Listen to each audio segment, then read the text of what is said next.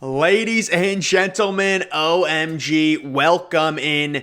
It is time for my official 2021 MLB predictions. Going to be using Tier Maker. I just think it's the easiest way to predict certain things. It has been a unfortunately tough March for me with my March Madness issues, things like that. But guys, we are going to be doing this.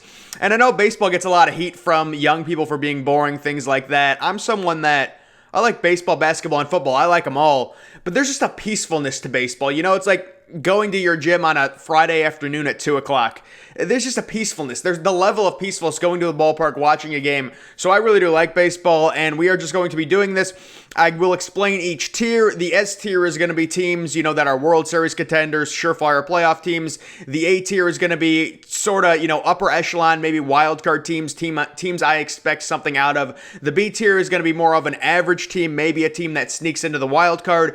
The C tier is going to be, below average teams I don't expect to contend, but I also don't expect them to be terrible. And then the D tier teams will be the teams competing for the number one overall pick, the worst of the worst. So guys, we're starting it off with a bang. These were just all randomized. We are starting it off with the New York Yankees, and I do have to put the Yankees in the S tier.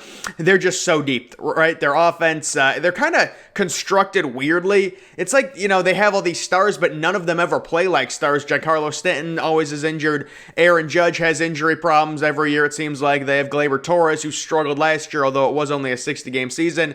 The starting rotation, we'll see Corey Kluber, right? I'm an Indians fan. It'll be interesting to see him. I think he's pretty much washed, but it's not bad to take a flyer on him. Maybe you could get a couple quality starts out of him. I know his velocity's been down, but I expect a huge year out of Garrett Cole. He's a stud. He finished last year really, really strong. I know Shane Bieber won the Cy Young. It would have been tough for anyone to beat Shane Bieber in the Cy Young, but the Yankees, it's their depth. They're really deep, and they are obviously, I would say, a World Series contender and the favorites to win their division. I know the Rays made the World Series last year. We'll be talking about them very soon. Moving on to the Seattle Mariners, I'm going to be putting them in the C tier, probably towards the back end of the C tier. All of their talent seems to be in the minor leagues right now outside of Kyle Lewis. I know they have a few phenomenal outfield prospects to go along with Lewis. Julio Rodriguez is one of them. So they're a team that's up and coming, but I'm not expecting a lot from them. A lot of these teams have starting pitching depth issues. Starting pitching is the toughest thing to find in Major League Baseball, and the Seattle Mariners are no exception. So probably towards the back end of the C tier. The AL West is wide open this year, but I don't expect Seattle to be a contender. They're a team on the rise, though. They have a really nice farm system with those position players, so we'll see what they can do. Moving on to the Tampa Bay Rays, and this is a team with probably a B-tier level roster, but you got to give them the benefit of the doubt. This is what the Rays do. They have an extremely low payroll, and they just outperform their expectations. That's what they do every year. They trade Blake Snell. That's a typical Rays trade. They do weird things. They bet G-Man Choi third in the order, and they beat the Yankees. Right? Like, this is what they do. It's so weird, but I'm giving the Rays the benefit of the doubt. I do not expect them, obviously, to go back to the World Series. They do have some decent pieces, but again, guys, the Rays are the type of team to platoon three different players in right field, and if all of those three players combined to produce an OPS of 870, they're happy. Like, that's what they do. They take different players, they put them in spots, they use openers, they do weird things. You cannot just look at the roster and say, because the roster is probably a low-end B-tier roster. We'll see if Wander Franco gets called up. He is a beast. Number one overall prospect. He's playing well right now in spring training. He'll probably get called up, I'd say, relatively soon after the season starts. I don't know about his service time, if he has to be in the minors for a month, but knowing the Rays, they're definitely going to, if there's a thing with Wander Franco where they can get an extra year on his contract, they're going to wait to call him up because that's just what they do. They have no money, so it's not like they're going to be able to extend Franco because he's going to get an absurdly big contract. But the Rays, we'll put them at the back end of the A tier, I think, when I end up ranking all these teams. Wild card contender, I expect the Yankees in a 162-game season to win the division. Moving on to the Blue Jays, I think this is a typical average team on the rise. They've got two young studs in Bo Bichette and Vlad Guro Jr. I absolutely love Vlad Guro Jr. as a pure hitter. I know he kind of struggled his rookie year, the weird 60-game COVID season. He was a little bit out of shape. He played first base. Hopefully they can get him back to third base. He is this is a guy that's going to have a 950 OPS year in and year out routinely. I don't know if he's going to make that jump this year, but offensively, Vlad Guro Jr., his numbers in AAA were absurd. And Bo Bichette, I think is a potential 300 hitter. He's not going to hit for the power, obviously, that Vlad is. He's a smaller guy, but he's a really good piece. They have two really good offensive pieces to build around. And then you look at the pitching staff with Ryu. They signed him to that big deal. If Toronto goes back to the Rogers Center, I think it's going to be very tough for Ryu to have a really good season. I think he'll probably have around a 4 ERA just because the Rogers Center is such a hitter-friendly park. And again, Toronto is another team that suffers from that starting pitching depth issue.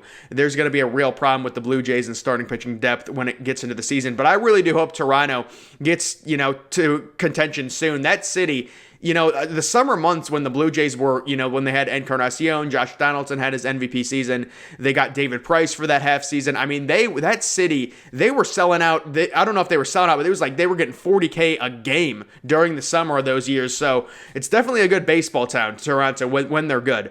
Moving on to Miami. I'm actually really tempted to put Miami in the D tier. They are not going to contend this year. Right now, I'll be nice. I'll put them at the back end of the C tier. Miami is a team that it was a 60-game season. It was a small sample. They snuck into the playoffs. They have a lot of good young pitching.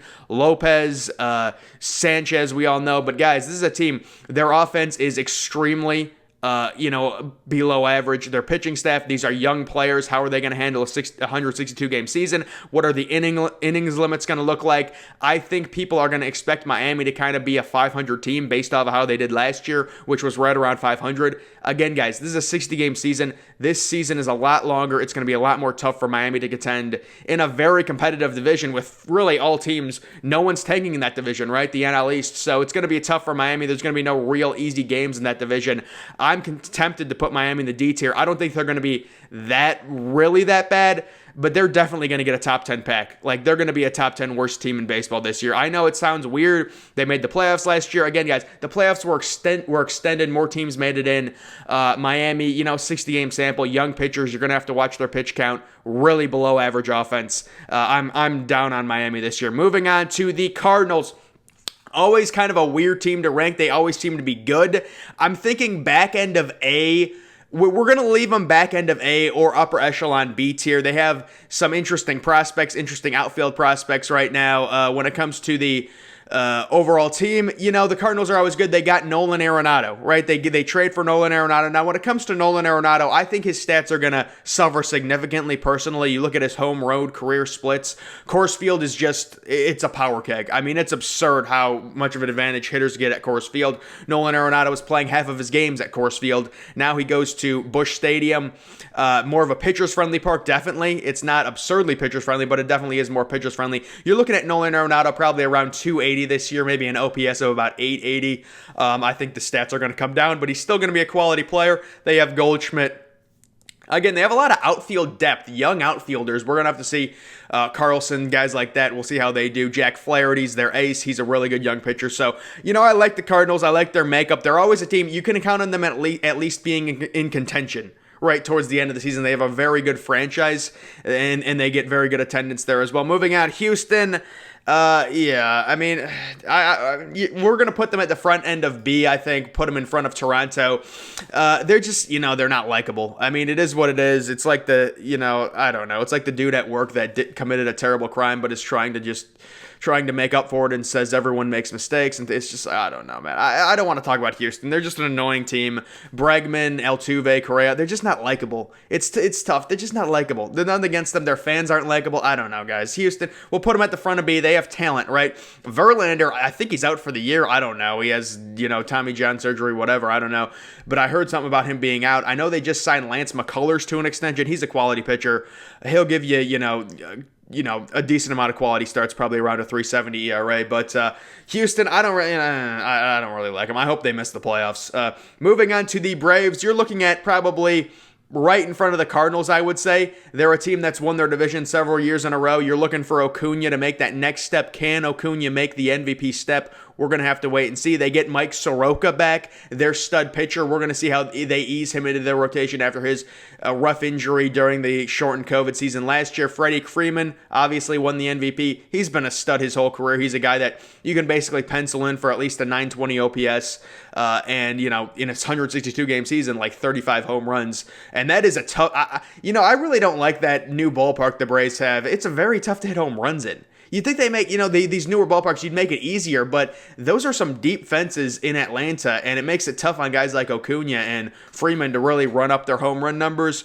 But again, this Braves team, it's all about, can Acuna make the next jump? We'll see with Albies. I think he's a solid second baseman.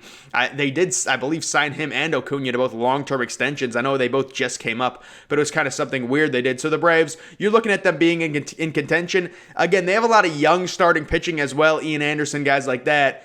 We'll have to see if one of those guys can develop, but the Braves seem like this team. They win their division, they make the playoffs, and then they're out in round one. The MLB playoffs are fluky, but we're going to have to see the Braves perform, maybe make a run to the World Series before we can really put them in that S tier at this point. I know the Yankees, to me, it's just the Yankees have a lot more depth than a team like the Braves, right? You could put them in front of the Rays. I'll give you that. We're going to see how we rank these other teams, and then we'll check. Moving on to the Orioles, I think they still got to be in the D tier. This is a team that had to go through a vicious rebuild. They made the cardinal sin of not trading Machado sooner, so they only traded him basically for a half year. They didn't get any super prospects back for him. They are rebuilding. They have a decent farm system right now, but again, when it comes to baseball, basically the Orioles lost everyone, and then they had to start building their farm system. It wasn't like they lost everyone and they had guys already in their farm system waiting in the wings. If that's the case, you're talking about a 2 or 3 year rebuild. With the Orioles and also with the Tigers, it's the same thing. You're talking about a 2 or 3 year rebuild to get your farm system better, and then all those guys in the farm system have to start developing. Right, so you're talking about a 5 or 6 multi-year rebuild. They've been bad for 3 straight years, one of the worst teams in baseball. It's going to continue. It's not going to get better. You look at their lineup, there's just nobody there. There's nobody there. I mean, Mountcastle, we'll see.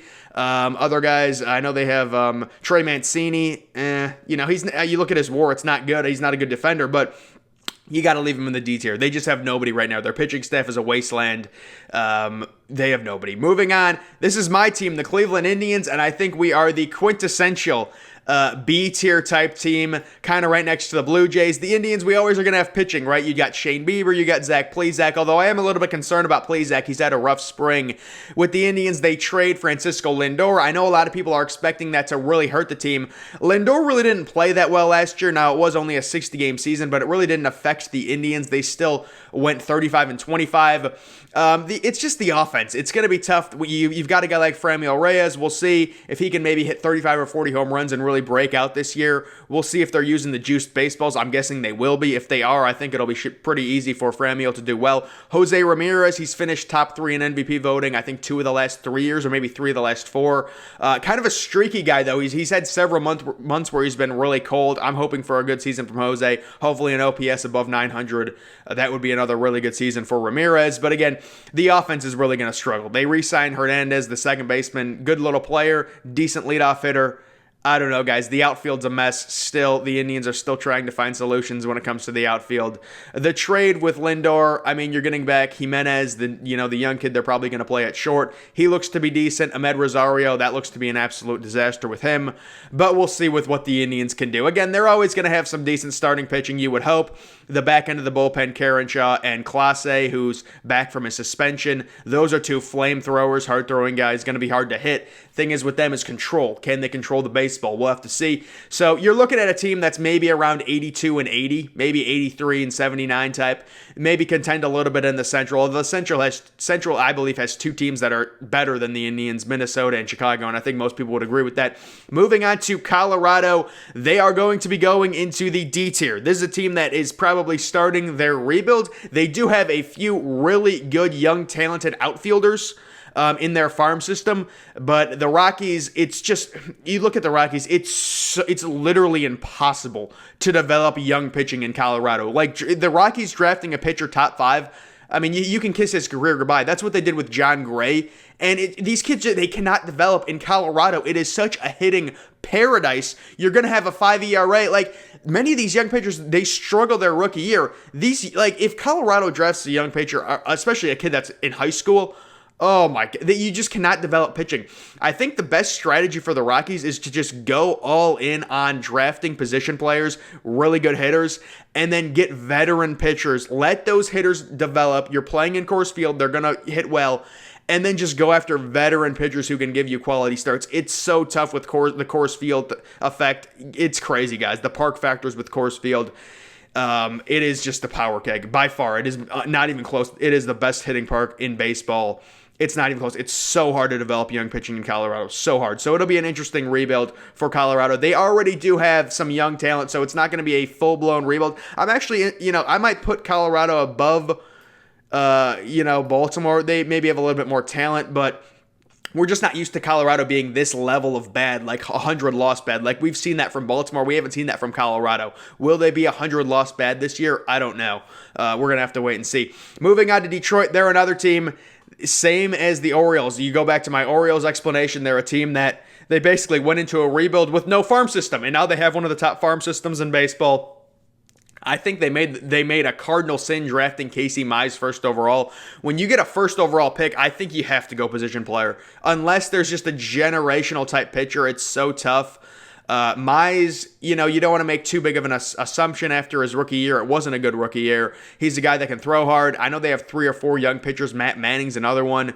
Young, good pitching prospects, top 100 pitchers, but it's taken them 2 or 3 years to develop that farm system, and now you're going to have to see these players start developing on the field. Their offense is very suspect. Their goals are probably to get Miguel Cabrera, 500 home runs. I know they hired A.J. Hinch.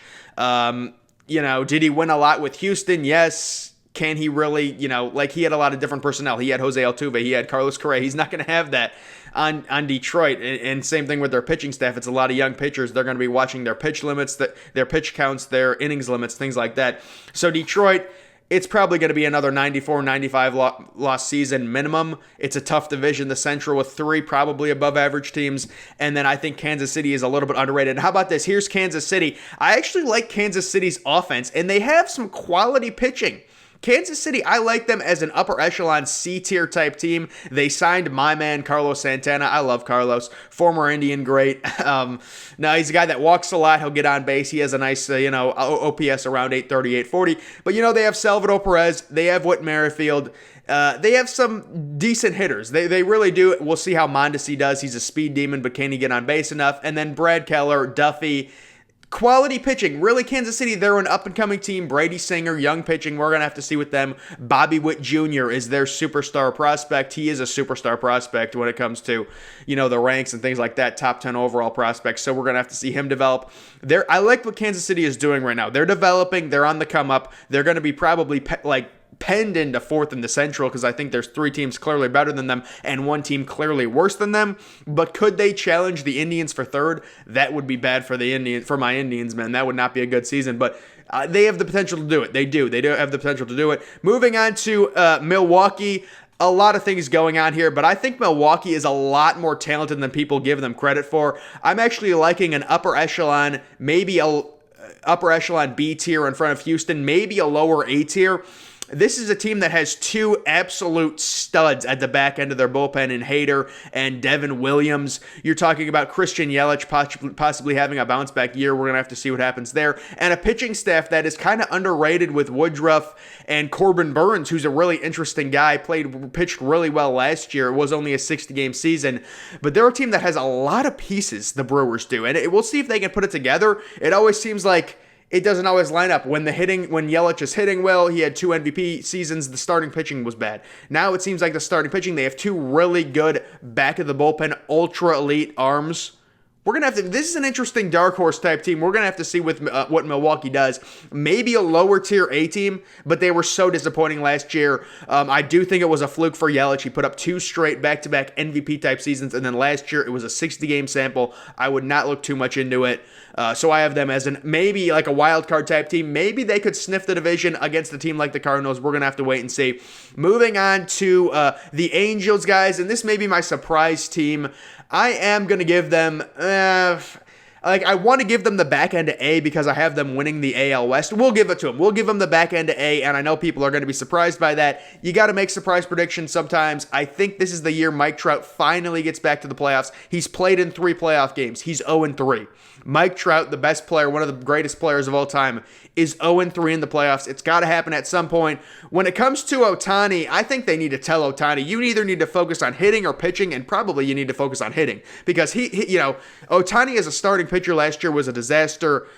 This year, spring training, he hasn't looked great. The command is just not there. I would just say with Ohtani, listen, if you can just focus on hitting and have an 880 OPS in 150 games batting, we'll take that. You are going to be a DH, so it's kind of, there's not a lot of value there. There's no positional value. He's getting paid a lot of money. I honestly think they handled the Ohtani situation completely wrong. They should have made him a starting pitcher from the outset. Like, they have offense, right? We're going to see with Adele. I know he's starting in the minor leagues. He's a young prospect. Justin Upton, they're still paying. They have that terrible contract with him. I saw him. Sure enough, there he is running out there in the minor league or in the spring training. I saw him in the lineup. We're going to have to see. He's a veteran. Maybe he has a bounce back year. They still have Pujols, I think. Ugh. What a bad contract. You look at Albert Pujols' career when he was on the Cardinals versus when he was on the Angels. It was like a complete fall off of a cliff. Like, I've never seen anything like that. It was like, and I love Albert Pujols. He was an absurd beast on St. Louis, an absurd beast. But you look at his fall, it's just like he fell off a cliff when he signed that big deal with LA. It's crazy. But this is a team, Dylan Bundy, we'll see. It's kind of my dark horse team. It has to happen. Mike Trout has to get back to the playoffs at some point. The West is wide open. I guess you could say Houston could win the division again. I don't see it. I think the Angels get it done this year. And another team from the AL West, Oakland. This is a team that's very tough to rank every single year. There's really no in between with Oakland. It feels like they either lose 92 games or they win 92 games, right? Like, when they're good, they're not just like 500. Like, they could win 94 games. You look at Oakland's history, but I am going to do that thing where I put them towards the back end of the B tier because I don't know with Oakland. They're another team like the Rays, the low payroll team that's really into analytics. And again, they have these weird years where you look at the individual players. You wouldn't say this is a 90-win team, but they win 90 games somehow. They had Chris Davis hitting 40 home runs for them every year for like 4 straight years, whatever. I know he hit like 247 for 4 straight years. That's crazy. But I don't know where to rank this team. Honestly, I really don't because they're just an unpredictable team. Moving on to the Phillies. I think with the Phillies, I got to go B as well. I'll go like the second, right behind the Brewers in the B tier. They're in a very tough division. They kind of have a mediocre overall roster. I know they have Nola, guys like that, so we'll have to see. Andrew McCutchen is still kicking down there, I believe. Rhys Hoskins, guys like that. So we're going to have the Phillies kind of in the B tier, a team that they can contend in that division. Really, everyone can contend in that NL East division. It's going to be a very competitive division and very interesting. But, would it shock me if this team won 84-78? No, that's where I would expect them to be. So you're looking at a B tier, maybe even behind Houston, but we'll leave them in front of Houston for right now. Moving on to Pittsburgh, they have the number 1 overall pick in the upcoming draft. I am going to go with a D tier, probably. I don't know if I want to put them as the worst team, but they are not going to be good. I know they have Hayes, the young, outfield or third baseman that everyone's excited about there in Pittsburgh.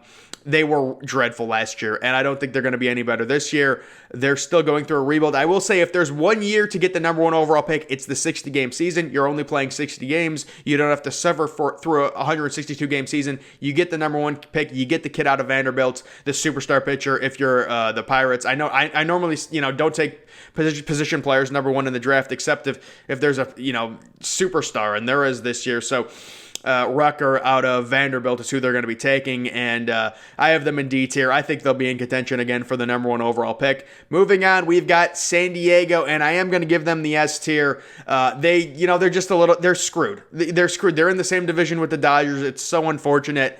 You're likely going to be set up in a wild card situation if you're San Diego at this point, with the Dodgers very likely winning the division. San Diego's a really good team, but the Dodgers are just so deep, and they signed Trevor Bauer. They still have Kershaw. They have Mookie Betts.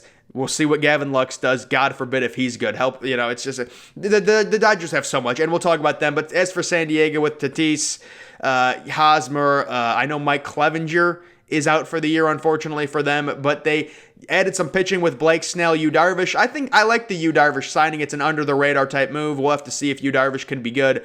He had a really weird career with the Cubs where he was terrible. Like his first year, he couldn't do anything, and then he kind of figured it out and pitched pretty quality, had some really, really nice games with the Cubs. But guys, I would go S tier with the Padres. They're definitely a World Series contender, but it's tough with the Dodgers in that division. I would put them behind the Yankees. I think the Yankees have a little bit more talent than the Padres. I know a lot of people will say the Yankees didn't even win their division last year. This is a 60-game sample, guys. You can't you can't make full conclusions off a 60-game sample size. Moving on to the Rangers, I'm going to go back end of C. You could go front end of D. This is a bad team. They're a bad team. They're going to be bad. I just don't think they're going to be to the extreme as some of these other teams in the D tier. But yeah, they're going to be a bad team. They tried the whole Corey Kluber thing last year. He ended up pitching 1 inning. And they were really bad last year. You look at their new ballpark, it's really a pitchers-friendly park. Really weird that they did that. I thought they should have never moved out of their old stadium. I loved it. I know why they did it, because they were having these 102-degree days on Sunday afternoons, and none of the fans could sit in the sun, so they added the retractable roof, whatever. But I don't understand the new stadium, why they made it so pitcher friendly. It doesn't make any sense to me. It is what it is, though, guys. Moving on to the Boston Red Sox, a dangerous team, right? A dangerous team, a team that can score. I think we're going to give them right in the middle of B. You're looking at a rotation that is lacking, and I think they made a cardinal sin giving Chris Sale that massive contract. Guys, anyone could have told you that Chris Sale was going to have arm issues. The way that dude throws the baseball and manipulates his arm, I mean, obviously it gives him a good advantage because it's hard for the hitters to see it, and he finished top 3 in the Cy Young in like 3 straight years. But you knew he was going to have arm problems, and they gave him that massive deal. And literally the next year, the arm issue starting, and now you're talking about Chris Sale missing all of last year. It was only a 60-game season. But now they're like, oh, he's not coming back until August. And when he comes back, it's like, what is he going to come back and throw 2 innings? Like, you're not going to bring Chris Sale back in August and say, here you go throw 100 pitches. So that contract's a mess. I expect a bounce back year from Rafael Devers. Guys, what happened to Andrew Benintendi? I've never seen a career trajectory quite like Andrew Benintendi's, where this is a top 10 overall pick. He goes to a Red Sox team, really good hitting ballpark, Fenway. He plays well. His rookie year, his second year, he hits like 280, and then he just falls off the map. And then last year, he hits like 130, gets injured, and then they trade him to Kansas City just randomly. So his career just got completely wrecked. I don't understand. I've never seen a young player's career get wrecked that quickly on a higher market team.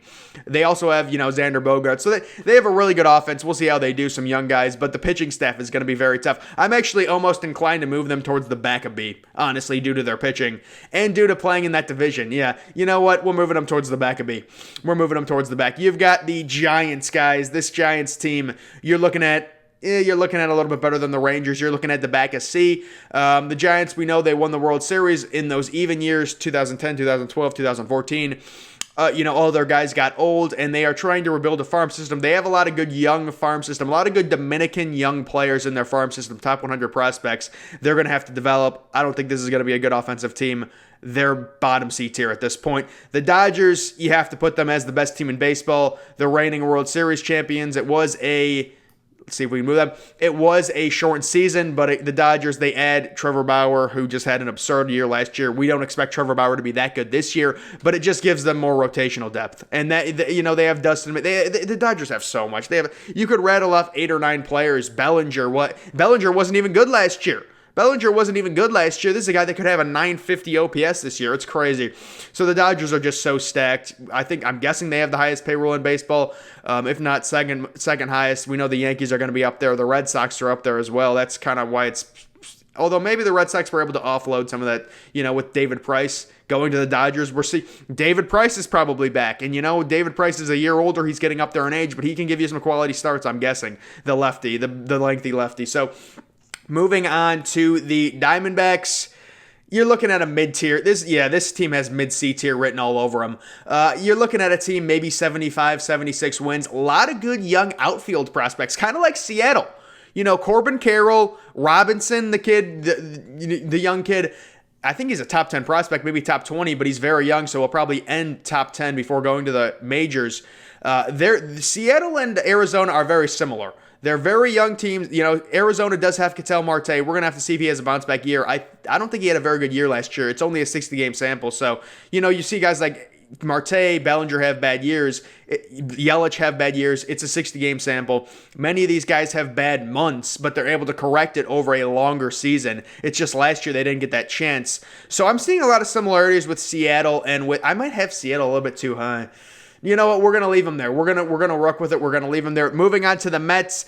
I think you got to give the Mets a solid A tier at this point with the starting pitching. Syndergaard is a big question mark with his injury concerns, but DeGrom is the best pitcher in baseball. I say that as an Indians fan. I know Shane Bieber had a better year last year. DeGrom, I believe, he's the best pitcher in baseball. He just is. Every year, it's year in and year out. It's the track record. Last year, he was great. He doesn't really have, knock on wood, he doesn't really have injury concerns at this point. Obviously, they make the trade for Francisco Lindor. He's looking to have a bounce-back year. This is his last year before he's looking to get that mega contract, so I'm sure he's going to be looking to have a very nice year. I'm expecting a typical Frankie Lindor year, 870 OPS. Last year wasn't good. It was a 60-game season. A lot of good players had bad seasons. You're looking for a bounce-back year, and they had the Mets had surprisingly a really good offense last year with Nimmo and Dominic Smith having a great year. They have a really, you add Lindor, it's weird. You don't think of the Mets as a really good offensive team, but they led the league in OPS, or they were top 2 in average, things like that. It was crazy. I was looking at the end of the year statistics. That's one of the things I remember. That's crazy. Moving on to the White Sox, I think they are the best team in the...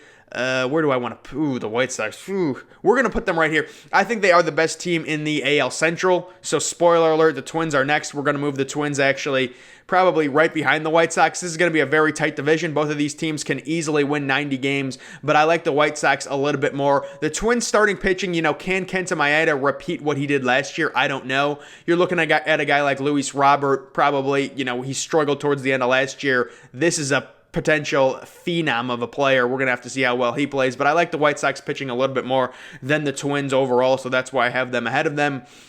Moving on to the Cubs. This is B tier written all over them. I mean, you're looking at them. We could put them right next to the Indians. We know they played in the 2016 World Series. What happened to Chris Bryant?